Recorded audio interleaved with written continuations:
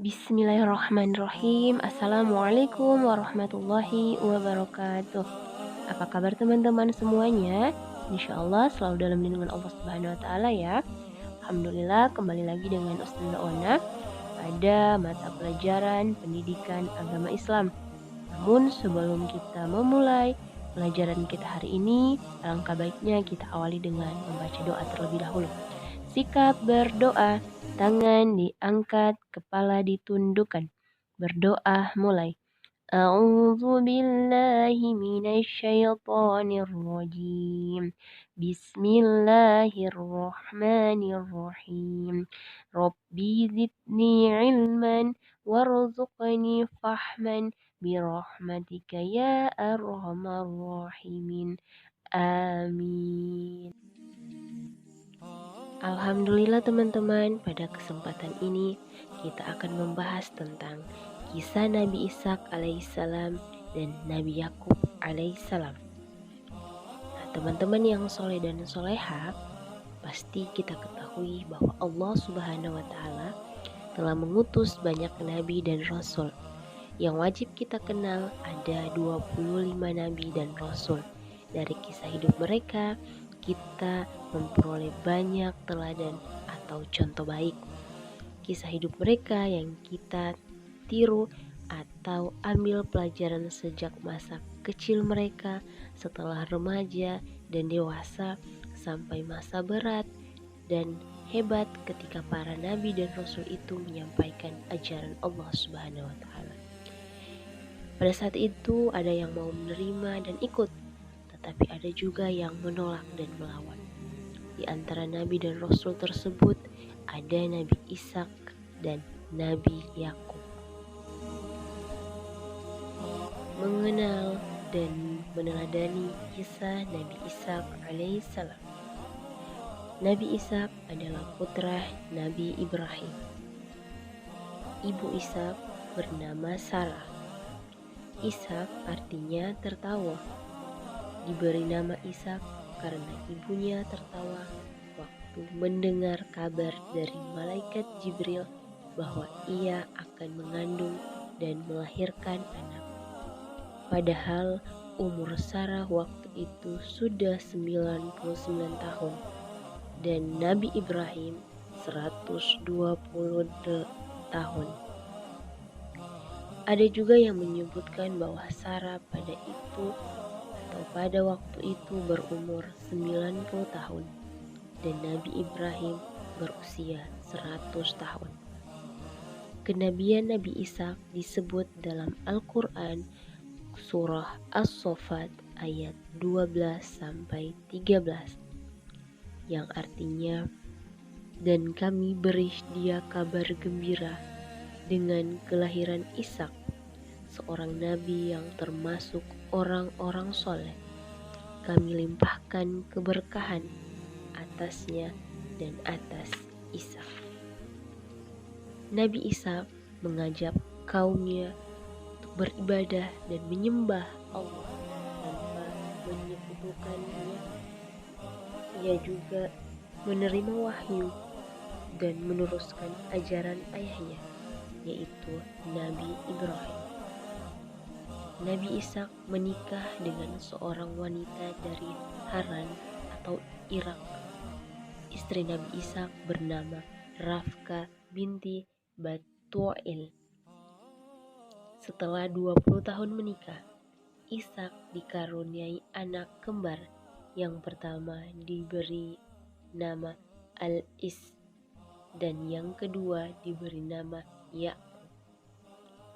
Dalam memimpin umat, Nabi Ishak dikenal sebagai nabi yang ramah hingga umat merasa bersyukur, rukun, sejahtera, dan diberi kemakmuran yang berlimpah ruah oleh Allah Subhanahu wa Ta'ala.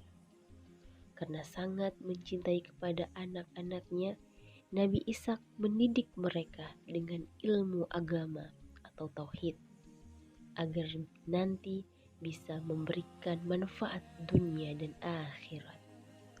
Nabi Ishak alaihissalam meninggal pada usia 180 tahun dan dimakamkan di gua tempat ayahnya Ibrahim alaihissalam dimakamkan, yaitu di kota Al-Khalil.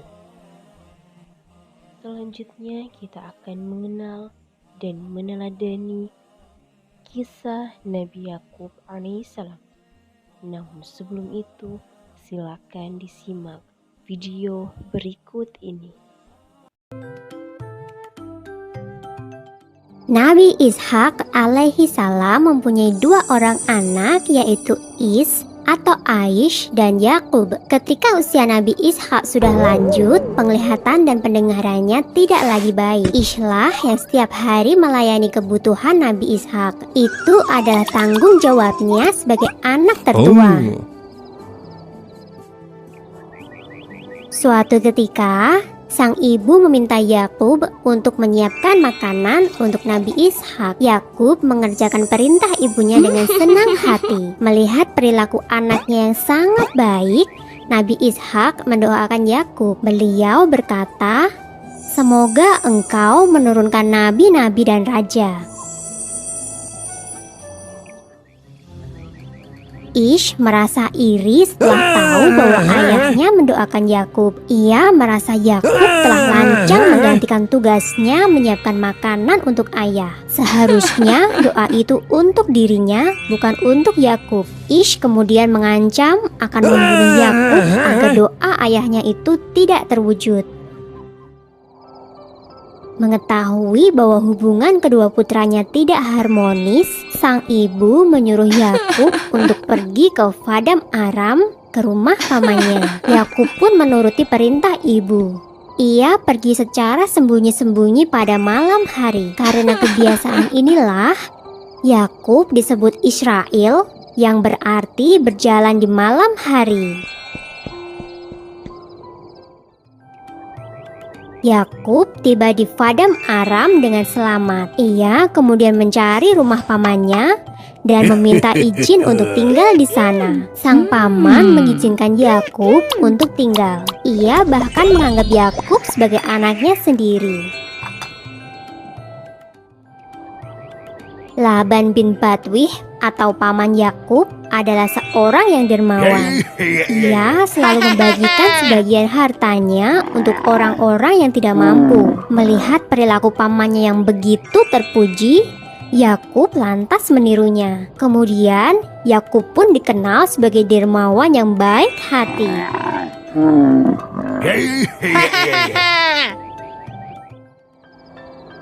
Pada suatu ketika, Yakub bermimpi bertemu dengan malaikat. Ia juga mendengar suara yang mengatakan bahwa kelak ia akan mendapatkan keturunan dan bumi ini akan menjadi miliknya dan milik keturunannya.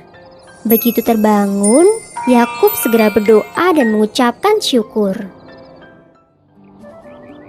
Melihat perilaku keponakannya yang begitu terpuji, Laban bin Batwih, paman Yakub, berniat menjodohkan Yakub dengan salah satu putrinya. Yakub pun memilih menikah dengan sang adik Rahil yang memiliki paras rupawan. Namun setelah waktu berjalan, Yakub juga menikahi Lailah, putri tertua pamannya.